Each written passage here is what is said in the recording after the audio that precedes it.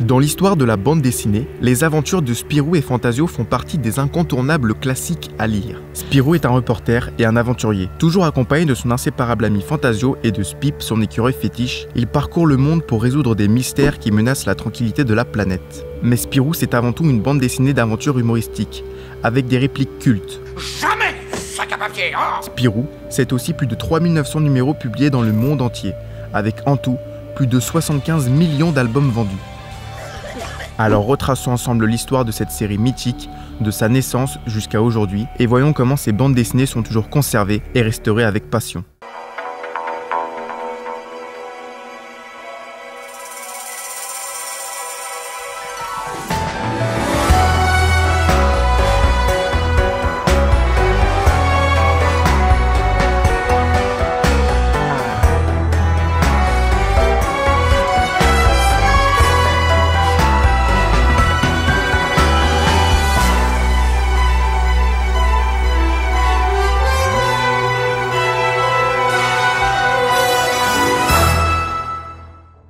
Si vous connaissez l'univers de la bande dessinée, vous connaissez forcément l'éditeur Dupuis, et donc Jean Dupuis, le fondateur de l'édition qui porte son nom.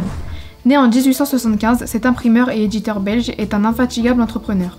À l'âge de 62 ans, il se met en tête de créer un journal composé de plusieurs revues et BD. Il véhiculerait les valeurs auxquelles il est attaché, c'est-à-dire la droiture, l'amitié et la fraternité. Il a la volonté de faire de ce journal quelque chose d'à la fois divertissant et ludique pour les enfants, inspiré de ce qu'il se fait déjà aux États-Unis avec le journal de Mickey. Problème, il lui faut trouver un personnage emblématique. En effet, le journal doit être représenté par un garçon très jeune, vif d'esprit et espiègle à l'image des futurs lecteurs. C'est alors que pendant une discussion de famille chez les Dupuis, que le titre Spirou fut proposé. Jean Dupuis contacte alors le dessinateur Rob Vell, qui sera alors le premier dessinateur de Spirou. Voilà, exactement. Spirou, c'est un petit futé. Il imagine d'abord un petit écolier, puis une sorte de Gavroche, vendeur de journaux. Il finit par s'inspirer de l'apparence des jeunes Grooms au costume rouge qui étaient chargés des tâches secondaires sur les navires. Rob Vell exerçait des fonctions similaires sur le paquebot Île-de-France. Mais qu'est-ce qu'un Spirou? En wallon, c'est un écureuil, mais le mot désigne également un jeune garçon au grand cœur, à la bonne moralité et débrouillard. Bref, comme le voulait Jean Dupuis, c'est un exemple pour tous les enfants. Une autre signification existe puisque Spirou est toujours accompagné de Spip, son écureuil, et qu'il est roux, d'où son nom Spirou. Et oui, on aime les jeux de mots chez les Dupuis. Ainsi, Spirou se crée une identité visuelle propre à son personnage. Un concept est alors né, le journal de Spirou. Le premier journal de Spirou paraît le 21 avril 1938. On y retrouve les bandes dessinées Chiff et Tondu, Bibor et Tribar, les aventures de Zizette et bien évidemment Spirou, intitulé La naissance de Spirou. Le journal rencontre un fort succès. Cependant, la guerre va bouleverser le destin de Spirou. Mobilisé sur le front, Rob Vell continue d'envoyer ses planches de dessin aux éditions. Il se fait malheureusement prisonnier par les Allemands, le dessinateur JG reprend alors le flambeau. L'aura de Spirou ne cesse de grandir. Un code d'honneur de Spirou se crée, Spirou devient alors un compagnon, un ami. Un club est même créé, les Amis de Spirou, où des messages secrets sont dissimulés dans le journal destiné aux membres du club. Mais ce succès entraîne l'interdiction de l'apparition du journal par les Allemands en 1943, jugé outil de communication avec la résistance, et aussi car l'éditeur Dupuis refusait de faire imprimer des œuvres de propagande allemande. Après la libération et la fin de la guerre, Bruxelles est libre. JG confie Spirou à Franquin, qui récupère la série vedette. Depuis 1948, André Franquin va ainsi renouveler l'univers de la série et va révolutionner le graphisme. Il ne perd pas de vue la vision morale, écologique et pacifique, les nouvelles valeurs à donner aux enfants. Sous son coup de crayon commence l'âge d'or du journal de Spirou. Les histoires de Spirou, imaginées par Franquin, c'est un mélange de fiction et de réalité qui s'entremêlent. Il met en scène les progrès techniques et la folie humaine. Le petit Groom reporter devient un intrépide héros des temps modernes, luttant avec son ami Fantasio et Spip son écureuil pour préserver le monde. Visiblement, nous sommes les premiers. T'aurais peut-être préféré qu'ils nous organisent un comité d'accueil, c'est ça? Il inventa d'autres figures comme le comte de Champignac, grand savant de la BD, tel le personnage de Q dans James Bond. Il fabrique de petits gadgets pour aider Spirou et Fantasio dans leurs aventures, comme des champignons qui rendent insensibles au froid ou encore un gaz rose qui fait fondre les métaux. On retrouve aussi d'incroyables véhicules comme le célèbre Fantacopter ou la voiture Turbo Rhino 1. D'autres personnages sont créés, comme Sécotine, une journaliste au caractère bien tranché. Qu'en pensez-vous? Ou encore le célèbre Marsupilami que tout le monde connaît aujourd'hui. Du côté des méchants, le terrible savant fou Zorglub fait son apparition, mais aussi le manipulateur Zantafio, le cousin démoniaque de Fantasio. Le journal de Spirou, c'est aussi un ensemble de bandes dessinées dont certaines ont connu un grand succès qui ont marqué le 9e art, comme Lucky Luke, Bug Danny, Boule et Bill, Gaston Lagaffe, les Schtroumpfs ou encore les Tuniques Bleues. Mais le journal de Spirou ne se fait pas que des amis. Par preuve, on constate une rude concurrence entre le célèbre journal de Tintin et celui de Spirou. une rivalité entre dessinateurs et éditeurs et une forte ressemblance scénaristique entre les personnages. Eh ben, entre Spirou et Tintin, ouf, on a le duo de choc, hein. Voilà comment Dupuis fit d'une petite imprimerie locale une des plus formidables maisons d'édition européennes pour la jeunesse du XXe siècle. L'univers Spirou a marqué bon nombre d'entre nous. Beaucoup ont grandi avec ces deux personnages. Moi-même, j'ai découvert Spirou et Fantasio étant petit. J'adorais regarder la série animée en cassette. Et oui, j'ai connu les cassettes. Je regardais les épisodes dans le petit salon chez mon grand-père. Ah, je m'en rappelle comme si c'était hier.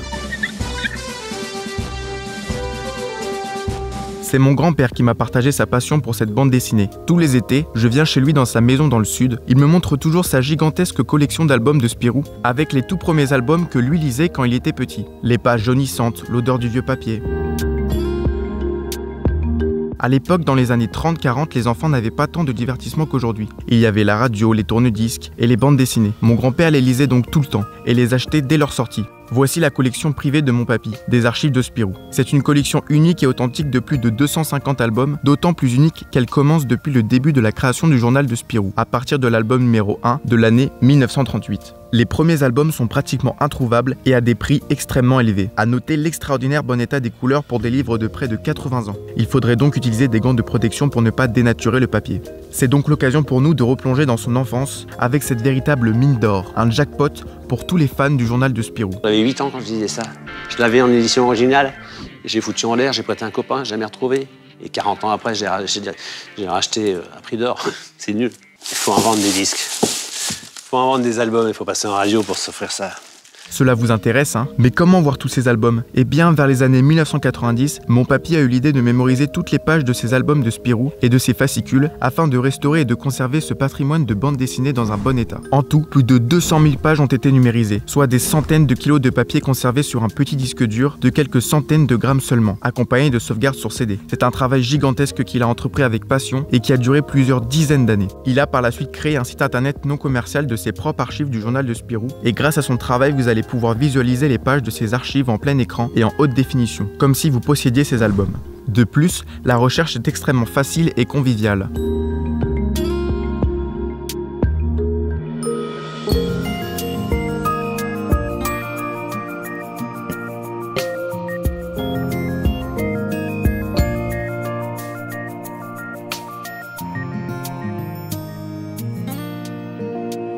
Mon papy m'a dit à l'oreille que sa période préférée du journal de Spirou était entre 1950 et 1965. Mais chut, c'est un secret entre nous.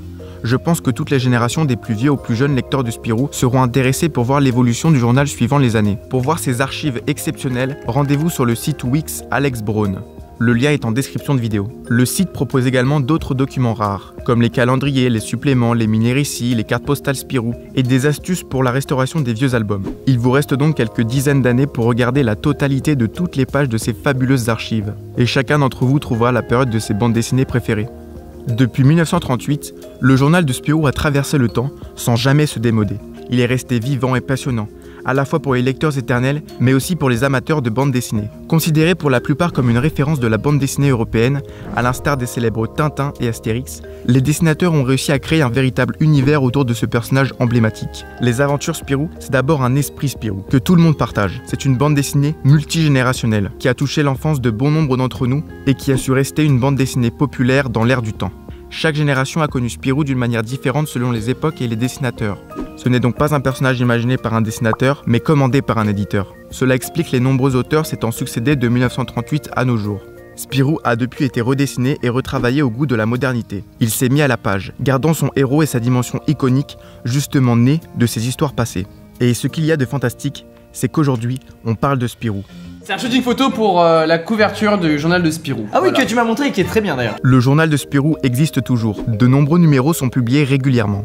La communauté est active sur la toile et les réseaux sociaux, permettant de tenir au courant les fans de l'actualité de la bande dessinée.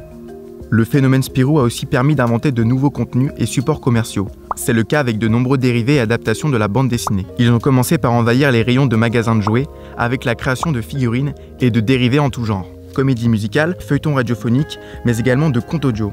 Des timbres Spirou de l'époque ont aussi été fabriqués. On retrouve aussi l'adaptation de la bande dessinée en série animée, avec une première adaptation sortie en 1993, puis une seconde plus moderne sortie en 2006. Des adaptations en jeux vidéo basées sur l'univers de Spirou existent aussi, sorties en 1995 sur plusieurs consoles rétro gaming.